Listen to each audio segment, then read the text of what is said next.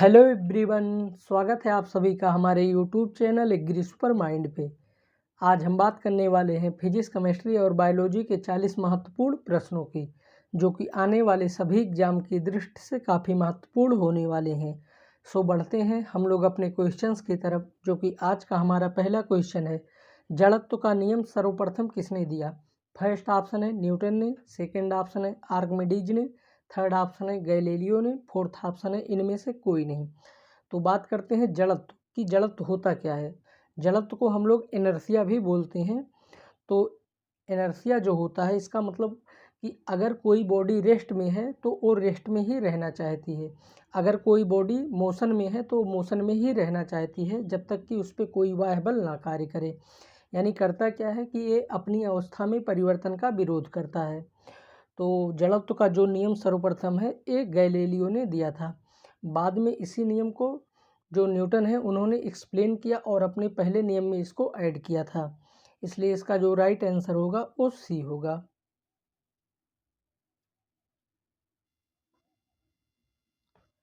बढ़ते हैं next questions की तरफ। कंप्यूटर का दिमाग कहा जाता है? फर्स्ट ऑप्शन है सीडी को, सेकंड ऑप्शन है सीपीयू को, थर्ड ऑप्शन है फ्लॉपी डिस्क को, फोर्थ ऑप्शन है मॉनिटर को। तो कंप्यूटर का जो दिमाग होता है ये सीपीयू को बोला जाता है, यानी सेंट्रल प्रोसेसिंग यूनिट जो होता है इसका फुल फॉर्म होता है। इसलिए इसका जो राइट आंसर होगा वो बी होगा। बढ़ते हैं नेक्स्ट क्वेश्चंस की तरफ।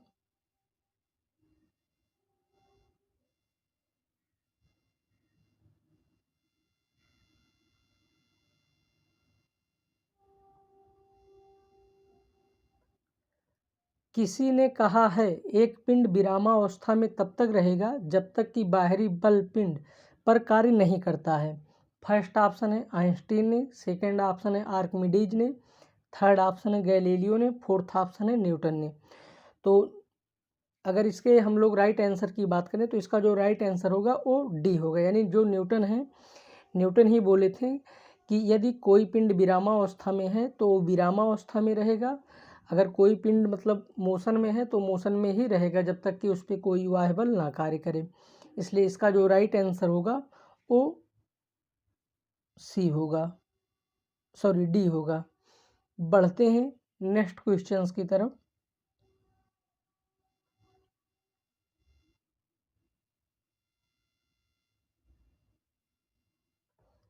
प्रकाश वर्ष किसका मात्रक है? फर्स्ट ऑप्शन है समय का, सेकंड ऑप्शन है दूरी का, थर्ड ऑप्शन है वेग का, फोर्थ ऑप्शन है इनमें से कोई नहीं। तो प्रकाश वर्ष हम सभी को पता होगा कि प्रकाश वर्ष जो होता है ये दूरी का मात्रक होता है। इसलिए इसका जो राइट आंसर होगा वो बी होगा। और प्रकाश वर्ष होता क्या, इसकी परिभाषा क्या होती है? तो इसकी जो परिभाषा होती है कि प्रकाश वर्ष द्वारा एक वर्ष में तय की गई जो दूरी होती है उसको हम लोग प्रकाश वर्ष बोलते हैं। और प्रकाश वर्ष की जो वैल्यू होती है वो 1 लाइट ईयर में जो उसकी वैल्यू होती है वो 9.46 इंटू 10⁻15 मीटर होती है। तो इसलिए इसका जो राइट आंसर होगा वो बी होगा। बढ़ते हैं नेक्स्ट क्वेश्चंस की तरफ।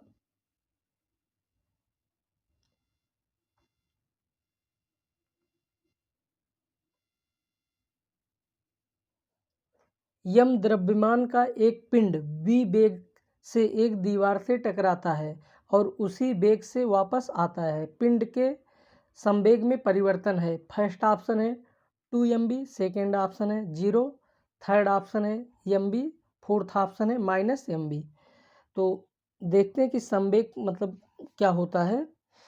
कि हम लोग मान लेते हैं कि कोई यम मास की बॉडी है और उसका वेग v है। मानते हैं कि यम मास की कोई बॉडी है और उसका वेग b है, और वो किसी दीवार से टकराकर मतलब वापस पुनः उसी दिशा में आ जाता है, तो उसमें कितना, उसके वेग में कितना परिवर्तन होगा।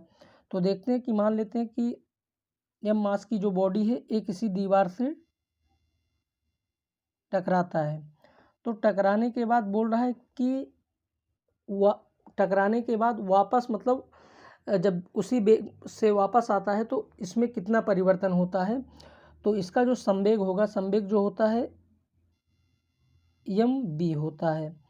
और टकराने के बाद यानी जब कोई चीज़ मतलब टकराकर वापस आता है मतलब, या उसको हम लोग बोल सकते हैं कि अपोजिट डायरेक्शन में जब जाता है तो उसकी वैल्यू जो होती है वो माइनस में हम लोग लेते हैं। तो इसका जो वैल्यू होगा एम बी होगा, यानी एम मास की जो बॉडी है वो बी वेलोसिटी से टकराती है और टकराने के बाद जब वापस आती तो वापस आने के बाद उसकी वैल्यू कितनी होती है, माइनस एम बी होती है। तो हम लोग एम वी माइनस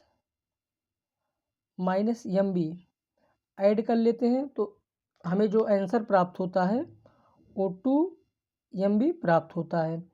यानी पिंड के संवेग में जो परिवर्तन होगा वो 2 एम बी का होगा, इसलिए इसका जो राइट आंसर होगा वो ए होगा।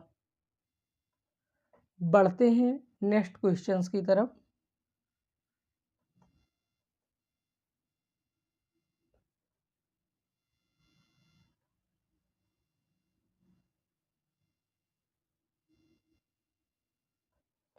जब एक वस्तु का वेग दोगुना हो जाता है तो इसका फर्स्ट ऑप्शन है संवेग दोगुना हो जाता है, सेकंड ऑप्शन है गतिज ऊर्जा दोगुना हो जाता है, थर्ड ऑप्शन है त्वरण दोगुना हो जाता है, फोर्थ ऑप्शन है स्थितिज ऊर्जा दोगुना हो जाती है। तो जब कोई वस्तु का वेग मतलब दोगुना हो जाता है तो इसका जो संवेग होता है ये भी दोगुना हो जाता है, इसलिए इसका जो राइट आंसर होगा वो ए होगा। बढ़ते हैं नेक्स्ट क्वेश्चंस की तरफ।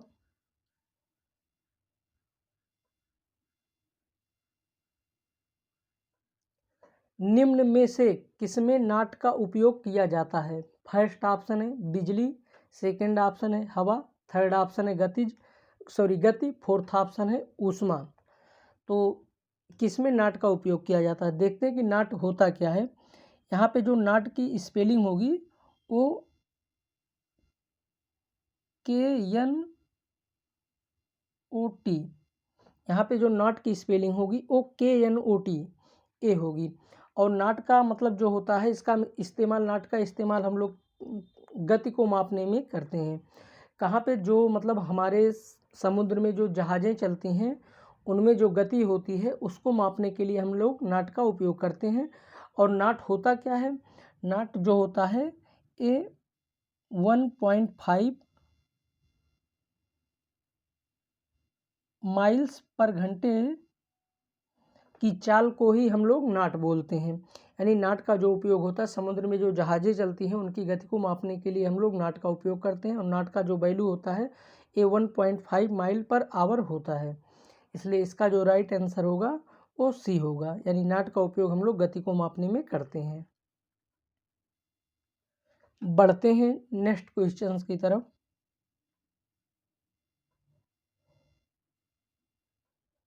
वर्षा की बूंद गोलाकार क्यों होती हैं। फर्स्ट ऑप्शन है पृष्ठ तनाव के कारण, सेकंड ऑप्शन है श्यानता के कारण, थर्ड ऑप्शन है वातावरण घर्षण के कारण, फोर्थ ऑप्शन है गुरुत्वाकर्षण के कारण। तो हम सभी को पता होगा कि जो वर्षा की बूंदें होती हैं यानी गिरने के बाद वो गोल होती हैं, और किसके कारण होती हैं, ये पृष्ठ तनाव के कारण होती हैं, इसलिए इसका जो राइट आंसर होगा वो ए होगा। बढ़ते हैं नेक्स्ट क्वेश्चंस की तरफ।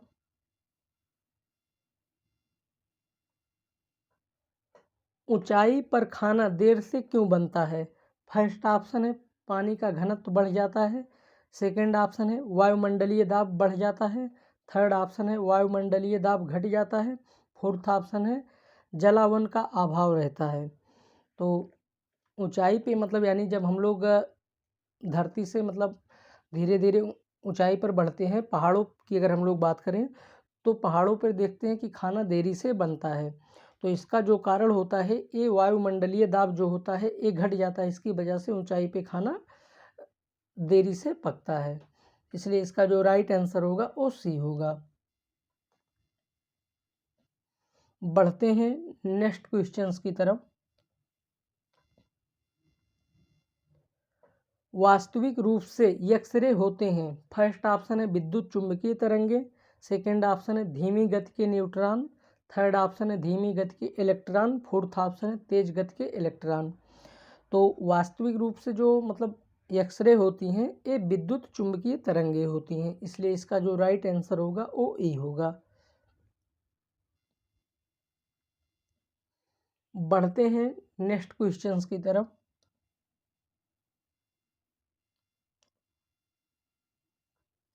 विद्युत रूप से परमाणु क्या है? फर्स्ट ऑप्शन है उदासीन, सेकंड ऑप्शन है सकारात्मक रूप से आवेशित, थर्ड ऑप्शन है ऋणात्मक रूप से आवेशित, फोर्थ ऑप्शन है इनमें से कोई नहीं। तो हम लोग देखते हैं कि जो हमारा परमाणु होता है, हमारा जो परमाणु होता है इसमें क्या क्या पाए जाते हैं? परमाणु में जो होता है ये प्रोटॉन, न्यूट्रॉन और इसके आउटर मोस्ट कक्षा में क्या होते हैं? इलेक्ट्रॉन होते हैं। तो विद्युत रूप से जो परमाणु होता है यानी प्रोटॉन किसके बराबर होता है? प्रोटॉन जो होता है वो इलेक्ट्रॉन के बराबर होता है। तो अब आपका क्या बचता है? न्यूट्रॉन। और न्यूट्रॉन क्या होता है विद्युत रूप से परमाणु में? क्या होता है? ये उदासीन होता है। इसलिए इसका जो राइट आंसर होगा वो ए होगा। बढ़ते हैं नेक्स्ट क्वेश्चंस की तरफ।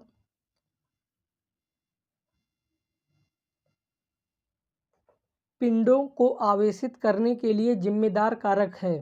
फर्स्ट ऑप्शन है इलेक्ट्रॉनों का अंतरण, सेकंड ऑप्शन है न्यूट्रॉनों का अंतरण, थर्ड ऑप्शन है प्रोटॉनों का अंतरण, फोर्थ ऑप्शन है इनमें से कोई नहीं।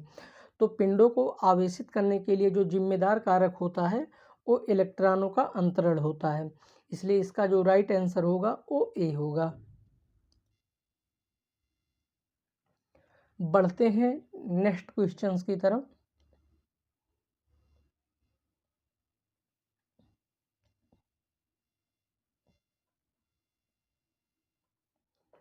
किसी तत्व के गुणों को प्रदर्शित करता है। फर्स्ट ऑप्शन है परमाणु क्रमांक, सेकंड ऑप्शन है परमाणु भार, थर्ड ऑप्शन है अणु भार, फोर्थ ऑप्शन है तुल्यांकी भार। तो किसी तत्व के जो गुण होते हैं उसको प्रदर्शित करने के लिए मतलब जो जरूरी होता है वो परमाणु क्रमांक होता है, इसलिए इसका जो राइट आंसर होगा वो ए होगा। बढ़ते हैं नेक्स्ट क्वेश्चंस की तरफ। तत्वों का सबसे पहले वर्गीकरण किया था। फर्स्ट ऑप्शन है लूथर मेयर ने, सेकंड ऑप्शन है न्यूलैंड ने, थर्ड ऑप्शन है मेंडलीफ ने, फोर्थ ऑप्शन है डाबे राइनर ने। तो तत्वों का जो सबसे पहले वर्गीकरण किया था वो डाबे राइनर ने किया था, इसलिए इसका जो राइट आंसर होगा वो डी होगा। बढ़ते हैं नेक्स्ट क्वेश्चंस की तरफ।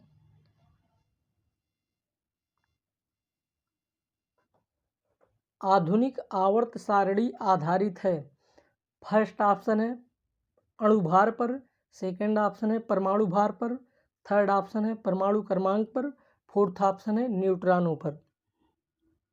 तो आधुनिक जो आवर्त सारणी है ये परमाणु क्रमांक पर आधारित है, इसलिए इसका जो राइट आंसर होगा वो सी होगा। अगर बात कर लेते हैं जो पुरानी आवर्त सारणी की, तो पुरानी जो आवर्त सारणी है ये आपका परमाणु भार पर आधारित है, और जो नई वाली है आधुनिक है ये परमाणु क्रमांक पर आधारित है। बढ़ते हैं नेक्स्ट क्वेश्चंस की तरफ। आवर्त सारणी में सर्वाधिक इलेक्ट्रॉन बंधुता वाला तत्व है। फर्स्ट ऑप्शन है क्लोरीन, सेकंड ऑप्शन है ऑक्सीजन, थर्ड ऑप्शन है फ्लोरीन, फोर्थ ऑप्शन है आयोडीन। तो आवर्त सारणी में जो सबसे इलेक्ट्रॉन बंधुता वाला तत्व है वो क्लोरीन होता है, इसलिए इसका जो राइट आंसर होगा वो ए होगा। बढ़ते हैं नेक्स्ट क्वेश्चंस की तरफ।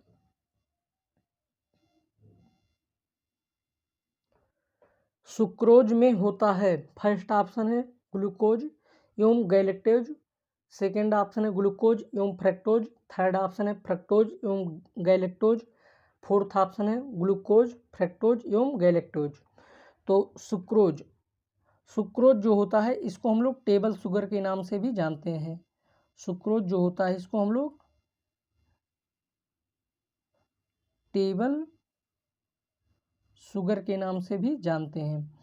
और सुक्रोज जो होता है ये डाइसेक्राइड होता है, यानी दो प्रकार के मतलब जो सुक्रोज होते हैं उनसे मिलकर बना होता है।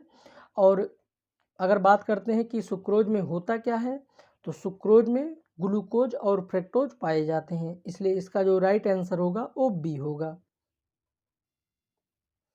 बढ़ते हैं नेक्स्ट क्वेश्चंस की तरफ।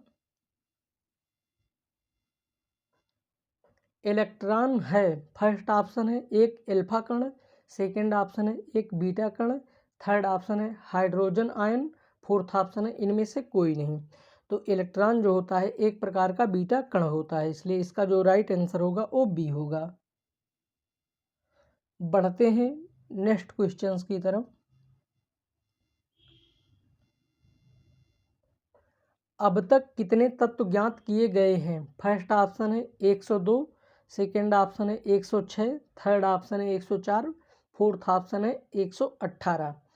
तो अब तक अगर हम लोग तत्वों की बात करें तो अब तक 118 तत्व ज्ञात किए जा चुके हैं, इसलिए इसका जो राइट आंसर होगा वो डी होगा। बढ़ते हैं नेक्स्ट क्वेश्चंस की तरफ। डोलोमाइट अयस्क है, फर्स्ट ऑप्शन है जिंक का, सेकंड ऑप्शन है लेड का, थर्ड ऑप्शन है आयरन का, फोर्थ ऑप्शन है मैग्नीशियम कार्बोनेट का। तो डोलोमाइट जो होता है ये मैग्नीशियम कार्बोनेट का अयस्क होता है, इसलिए इसका जो राइट आंसर होगा वो डी होगा। बढ़ते हैं नेक्स्ट क्वेश्चंस की तरफ।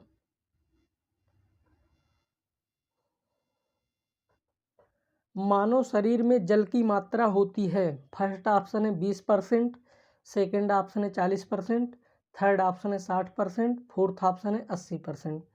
तो मानव शरीर में जो मतलब जल की मात्रा होती है ये 80% होती है, इसलिए इसका जो राइट आंसर होगा वो डी होगा। बढ़ते हैं नेक्स्ट क्वेश्चंस की तरफ। पित्त स्रावित होता है, फर्स्ट ऑप्शन है उदर से, सेकंड ऑप्शन है लीवर से, थर्ड ऑप्शन है पाचक ग्रंथि से, फोर्थ ऑप्शन है छोटी आंत से।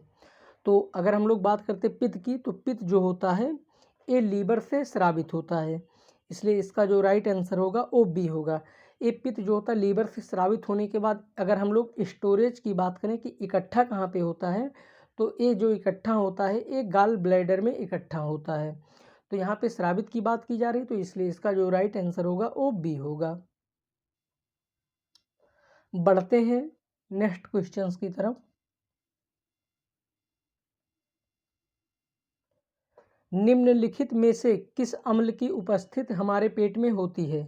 फर्स्ट ऑप्शन है पिक्रिक अम्ल की, सेकंड ऑप्शन है नाइट्रिक अम्ल की, थर्ड ऑप्शन है सल्फ्यूरिक अम्ल की, फोर्थ ऑप्शन है हाइड्रोक्लोरिक अम्ल की। तो हमारे पेट में जो अम्ल की उपस्थिति होती है वो कौन सी अम्ल होती हैं? आप लोग इसके पहले आप बता दें कि मतलब जो हमारे पेट में भोजन होता है वो कितने समय तक मतलब डाइजेस्ट होता है या कितने समय में डाइजेस्ट होता है। अगर बात करते हैं डाइजेस्ट की, तो भोजन जो पेट में होता है वो लगभग 4 घंटे में डाइजेस्ट हो जाता है। और डाइजेस्ट होने का कार्य कौन सा मतलब अम्ल करता है?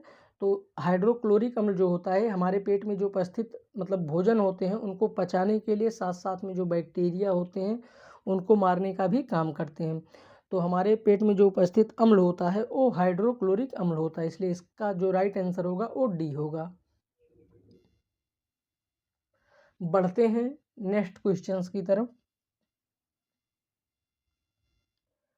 1 ग्राम वसा देती है, फर्स्ट ऑप्शन है 30 ग्राम ऊर्जा, सेकंड ऑप्शन है 171 किलो जूल ऊर्जा, फोर्थ ऑप्शन है 9 कैलोरी ऊर्जा, थर्ड ऑप्शन है 9 कैलोरी ऊर्जा, फोर्थ ऑप्शन है 4 मेगा जूल ऊर्जा। तो 1 ग्राम जो वसा होती है, अगर हम लोग बात करते हैं 1 ग्राम वसा की, तो 1 ग्राम वसा जो होती है ये लगभग 9 कैलोरी ऊर्जा देती है। अगर देखते हैं कि जो 100 ग्राम वसा होती है ये लगभग 900 कैलोरी देती है। तो अगर 1 ग्राम की बात करें तो 1 ग्राम जो होगा वो 9 कैलोरी ऊर्जा देगी। तो इसलिए इसका जो राइट आंसर होगा वो सी होगा। बढ़ते हैं नेक्स्ट क्वेश्चंस की तरफ। सुक्रोज में होता है, इसके पहले एक क्वेश्चन आ चुका है। तो सुक्रोज में जो होता है एक ग्लूकोज और फ्रक्टोज होता है। इसको हम लोग टेबल शुगर के नाम से भी जानते हैं। ये क्या होता है, एक प्रकार का डाइसेक्राइड होता है। इसलिए इसका जो राइट आंसर होगा वो बी होगा। बढ़ते हैं नेक्स्ट क्वेश्चंस की तरफ। मानव के हृदय में कितने वाल्स होते हैं? फर्स्ट ऑप्शन है 2 वाल, सेकंड ऑप्शन है 4 वाल, थर्ड ऑप्शन है 6 वाल, फोर्थ ऑप्शन है 8 वाल। तो मानव का जो हृदय होता है, यानी अगर हम लोग चैम्बर की बात करें या वाल की बात करें, सॉरी यहाँ पे वाल की बात किया जा रहा है ना कि चैम्बर की। तो जो चैम्बर की अगर हम लोग बात करें तो मानव में जो वाल जो होते हैं ये 4 वाल होते हैं। इसलिए इसका जो राइट आंसर होगा वो बी होगा। बढ़ते हैं नेक्स्ट क्वेश्चंस की तरफ।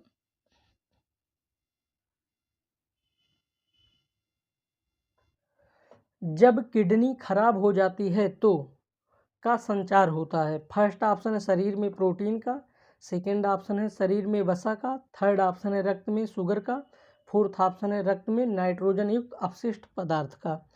तो जब हमारी किडनी खराब हो जाती है तो क्या होता है कि मान लो अगर हम लोग प्रोटीन खाते हैं तो प्रोटीन जो होता है क्या करता है, वो अमीनो एसिड में कन्वर्ट होता है या अमीनो एसिड में कन्वर्ट होता है। तो अमीनो एसिड से क्या बनाता है, ये डायरेक्ट अमोनिया बनाता है। और अमोनिया क्या होता है, जब CO2 के साथ रिएक्शन करता है तो वो यूरिया बना लेता है। यूरिया यानी जो नाइट्रोजन युक्त तो मतलब रक्त में अपशिष्ट पदार्थ होते हैं, वो जब किडनी खराब होती है तो नाइट्रोजन युक्त जो अपशिष्ट पदार्थ होते हैं वो इंडिकेट करते हैं कि आपकी किडनी खराब हो रही है। इसलिए इसका जो राइट आंसर होगा वो डी होगा। यानी जब किडनी खराब हो जाती है तो रक्त में नाइट्रोजन युक्त अपशिष्ट पदार्थ का संचार होता है। बढ़ते हैं नेक्स्ट क्वेश्चंस की तरफ। पेनिसिलिन किससे प्राप्त होता है? फर्स्ट ऑप्शन है एस्परजिलस फ्यूमिगेटस से, सेकंड ऑप्शन है पेनिसिलियम नोटेटम से, थर्ड ऑप्शन है पेनिसिलियम ग्रेसिप्लम्बम से, और फोर्थ ऑप्शन है इनमें से कोई नहीं। तो पेनिसिलियम जो होता है ये पेनिसिलियम नोटेटम से प्राप्त होता है। इसलिए इसका जो राइट आंसर होगा वो बी होगा। बढ़ते हैं नेक्स्ट क्वेश्चंस की तरफ।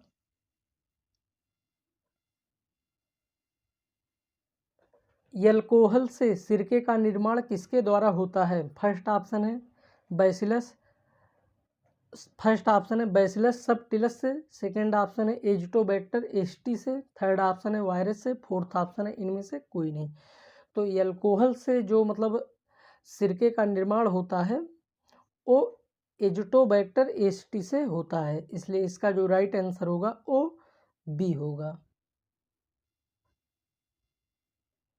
बढ़ते हैं नेक्स्ट क्वेश्चंस की तरफ। दूध से दही बनाने में किस जीवाणु का उपयोग किया जाता है या उपयोग होता है? फर्स्ट ऑप्शन है लैक्टोबैसिलस का, सेकंड ऑप्शन है स्ट्रेप्टोकोकस का, थर्ड ऑप्शन है शैवाल का, फोर्थ ऑप्शन है इनमें से कोई नहीं। तो दूध से जो दही बनाने के लिए जीवाणु का उपयोग हम लोग करते हैं वो लैक्टोबैसिलस होता है। इसलिए इसका जो राइट आंसर होगा वो ए होगा। बढ़ते हैं नेक्स्ट क्वेश्चंस की तरफ।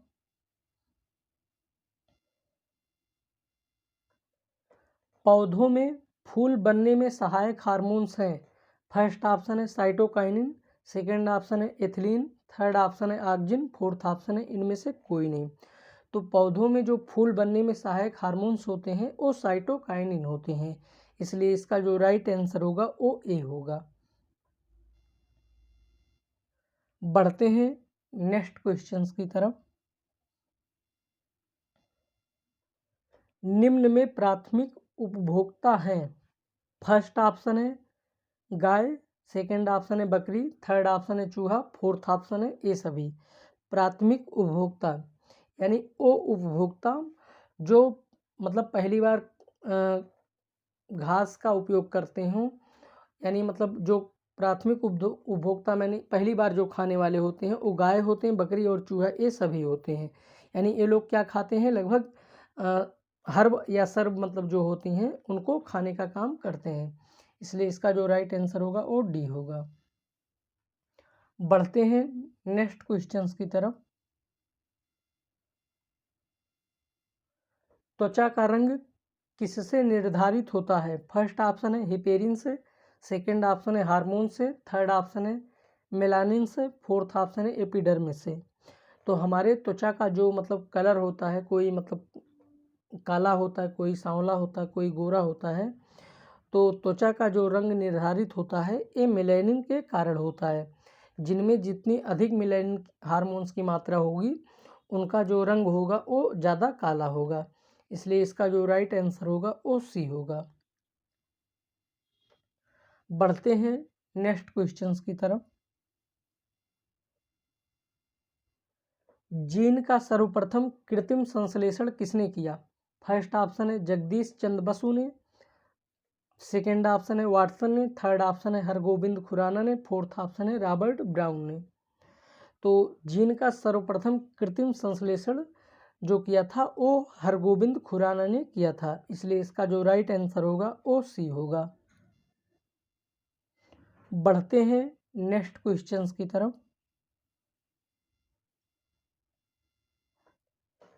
निम्नलिखित में से कौन सा अंग अशुद्ध रक्त संचार करता है? फर्स्ट ऑप्शन है पल्मोनरी सिरा, सेकंड ऑप्शन है पल्मोनरी धमनी, फोर्थ ऑप्शन है महाधमनी, थर्ड ऑप्शन है महाधमनी, फोर्थ ऑप्शन है इनमें से कोई नहीं।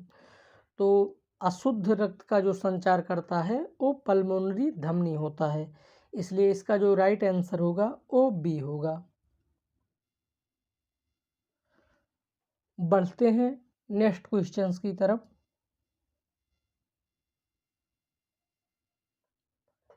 रक्तचाप को नापने के लिए प्रयुक्त करते हैं? फर्स्ट ऑप्शन है बैरोमीटर, सेकंड ऑप्शन है स्टेथोस्कोप, थर्ड ऑप्शन है स्फैग्नोमीटर, फोर्थ ऑप्शन है इनमें से कोई नहीं। तो रक्तचाप जो होता है इसको मापने के लिए हम लोग स्फैग्नोमीटर का उपयोग करते हैं। इसलिए इसका जो राइट आंसर होगा वो सी होगा। बढ़ते हैं नेक्स्ट क्वेश्चंस की तरफ। मछलियाँ किस अंग से सांस लेती हैं? फर्स्ट ऑप्शन है त्वचा से, सेकंड ऑप्शन है मुख से, थर्ड ऑप्शन है गिल से, फोर्थ ऑप्शन है नाक से। तो नाक से सांस लेने का काम हम लोगों का है, यानी इंसान जो होते हैं, जानवर नॉर्मली कुछ होते हैं वो नाक से सांस लेते हैं। और गिल से जो सांस लेती हैं ये मछलियाँ जो होती हैं, ये जो सांस लेने का कार्य करती हैं वो गिल से करती हैं। और अगर त्वचा की बात करते हैं तो मेढक जो होते हैं ये त्वचा से सांस लेते हैं। तो इसलिए इसका जो राइट आंसर होगा वो सी होगा, यानी मछलियाँ जो होती हैं वो गिल्स से सांस लेने का कार्य करती हैं। बढ़ते हैं नेक्स्ट क्वेश्चंस की तरफ। सबसे बड़ा स्तनधारी है? फर्स्ट ऑप्शन है हाथी, सेकंड ऑप्शन है डॉल्फिन, थर्ड ऑप्शन है मनुष्य, फोर्थ ऑप्शन है व्हेल। तो सबसे बड़ा स्तनधारी की अगर हम लोग बात करते हैं तो ब्लू व्हेल जो होता है ये सबसे बड़ा स्तनधारी होता है। इसलिए इसका जो राइट आंसर होगा वो डी होगा। ब्लू व्हेल, इसको हम लोग ब्लू मछली मतलब ब्लू व्हेल को हम लोग मछली के रूप में जानते हैं। इसके सिर्फ नाम के पीछे मछली लगा हुआ है, लेकिन ये मछली संघ का प्राणी नहीं है। ये जो है क्या नाम स्तनधारी संघ का प्राणी होता है। बढ़ते हैं नेक्स्ट क्वेश्चंस की तरफ। विश्व का सबसे छोटा पक्षी है? फर्स्ट ऑप्शन है एमू, सेकंड ऑप्शन है कीवी, थर्ड ऑप्शन है हमिंग बर्ड, फोर्थ ऑप्शन है गौरैया। तो हम सभी को पता होगा कि जो विश्व का सबसे छोटा पक्षी है वो हमिंग बर्ड होता है। इसलिए इसका जो राइट आंसर होगा वो सी होगा। बढ़ते हैं हम लोग अपने आखिरी क्वेश्चंस की तरफ। भोजन का अवशोषण शरीर के किस अंग में होता है? फर्स्ट ऑप्शन है बड़ी आंत में, सेकंड ऑप्शन है यकृत में, थर्ड ऑप्शन है छोटी आंत में, फोर्थ ऑप्शन है ग्रास नली में। तो भोजन का जो अवशोषण हमारे शरीर में होता है ये छोटी आंत में होता है। इसलिए इसका जो राइट आंसर होगा वो सी होगा। आज का हमारा वीडियो यहीं तक, मिलते हैं नेक्स्ट वीडियो में। तब तक के लिए good luck, take care, bye bye.